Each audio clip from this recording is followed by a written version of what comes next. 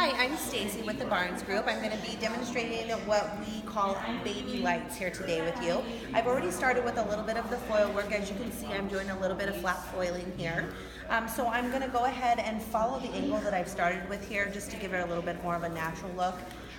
With the baby lights, we are going to be giving her just a little bit of a subtle change in her haircut. It's not meant to be a real big wow chunky highlight look. So you're going to start with taking a 1/2 inch section here on the side of her head, following the angle that we started with in our other foils. I'm going to cut that in half here. And then staying close to the head, I'm going to use circular motions to take very light pieces. We don't want them to be very big or chunky because, again, this is supposed to be a very subtle, soft, almost sun-kissed look. You can choose to use shampoo between your foils. Sometimes I do just to kind of keep my foils in place so that it reduces slipping and bleeding. We're going to take our foil.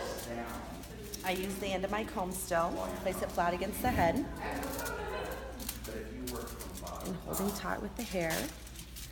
Going to place that up against the head. A little bit of color because remember the color does go a long way when we're working with this one. Down.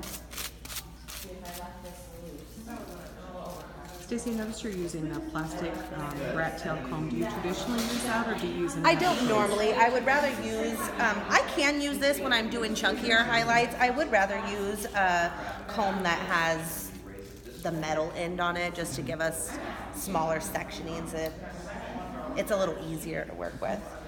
So then following that, with this one I did fold it up. You can choose to do one or the other. You can flat foil with placing one above her. If you want to save time and not put as many foils, you can fold the foil up as well.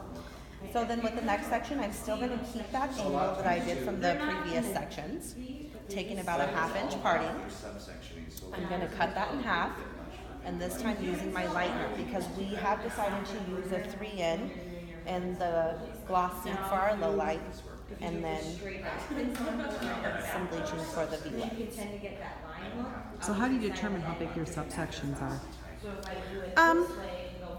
With the baby lights, I would say because you're taking such a small section and you don't want to take very much hair, I decided to take a 1/2 section because then when you cut that in half, you have even half of that to choose from, and it just gives you smaller, neater sections. See how neat this is without having any fuzzies in between. So again, you'll take your foil. This time I'll show you the flat foiling where you won't fold the foil up. Place that tightly against the scalp, gently pulling tight on the hair. And then apply your bleach. I always apply my bleach about a 1/2 inch down and then kind of work it up just to reduce bleeding. I like to go a little bit heavier with the baby lights towards the front of the face just to emphasize that sun-kissed look. When majority of my clients are asking for baby lights, they usually want more of a sun-kissed look.